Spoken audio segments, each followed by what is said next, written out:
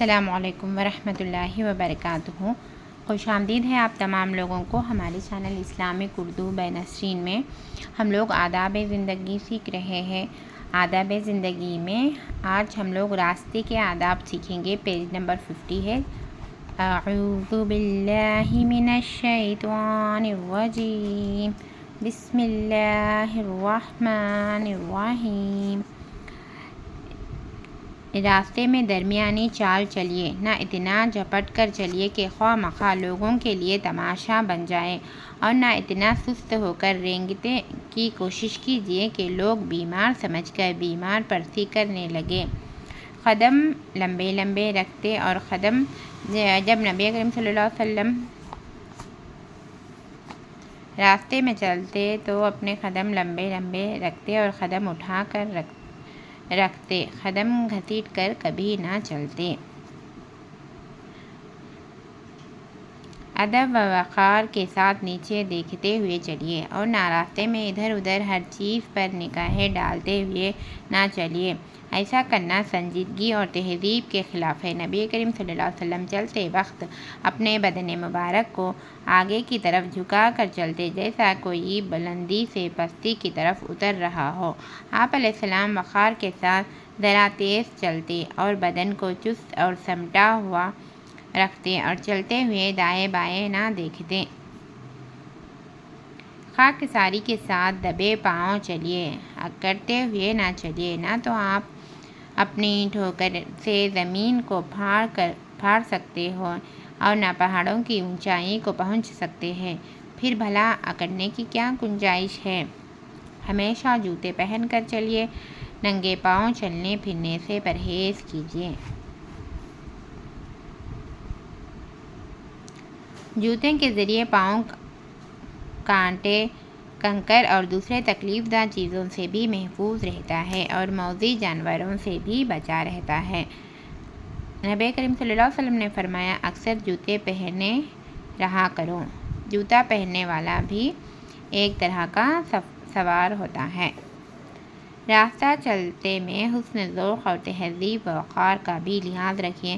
یا تو دونوں جوتے پہن کر چلیے یا دونوں جوتے اتار کر چلیے۔ ایک پاؤں ننگا اور ایک پاؤں میں جوتا پہن کر چلنا بڑی مضحکہ خیز حرکت ہے، یعنی بری چیز ہے۔ بلکہ اگر واقعی کوئی معذوری نہ ہو تو اس بدذوقی اور بے تہذیب سے سختی کے ساتھ بچنے کی کوشش کیجیے۔ نبی کریم صلی اللہ علیہ وسلم کا ارشاد ہے، ایک جوتا پہن کر کوئی نہ چلیے، یا تو دونوں جوتے پہن کر چلیے یا دونوں اتار کر چلیے۔ چلتے وقت اپنے کپڑوں کو سمیٹ کر چلیے تاکہ الجھنے کا خطرہ نہ رہے۔ نبی کریم صلی اللہ علیہ وسلم چلتے وقت اپنا تہبند ذرا اٹھا کر سمیٹ لیتے۔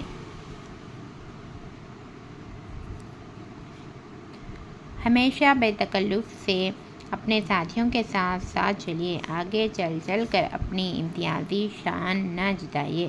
کبھی کبھی بے تکلفی میں اپنے ساتھی کا ہاتھ میں لے کر بھی چلیے۔ نبی کریم صلی اللہ علیہ وسلم ساتھیوں کے ساتھ چلتے میں کبھی اپنی امتیازی شان ظاہر نہ ہونے دیتے۔ اکثر آپ علیہ السلام صحابہ رضی اللہ تعالیٰ عنہم کے پیچھے پیچھے چلتے، اور کبھی بے تکلفی میں اپنے ساتھی کا ہاتھ پکڑ کر بھی چلتے۔ راستے کا حق ادا کرنے کا بھی اہتمام کیجیے۔ راستے میں رک کر یا بیٹھ کر آنے جانے والوں کو تکنے سے پرہیز کیجیے، اور اگر کبھی راستے میں رکنا یا بیٹھنا پڑے تو راستہ کا حق ادا کرنے کے لیے 6 باتوں کا خیال رکھیے۔ فرسٹ والا، نگاہیں نیچے رکھیے۔ دوسرا والا، تکلیف دینے والی چیزوں کو راستے سے ہٹا دیجیے۔ تیسرا ہے، سلام کا جواب دیجیے۔ چوتھا والا ہے، نیکی کی تلقین کیجیے اور بری باتوں سے روکیے۔ 5واں والا ہے، بھولے بھٹکوں کو راستہ دکھائیے۔ 6واں والا، اور مصیبت کے مارے ہوئوں کو مدد کیجیے۔ راستے میں ہمیشہ اچھے لوگوں کے ساتھ پکڑیے، برے لوگوں کے ساتھ چلنے سے پرہیز کیجیے۔ راستے میں عورت اور مرد مل جل کر نہ چلیے۔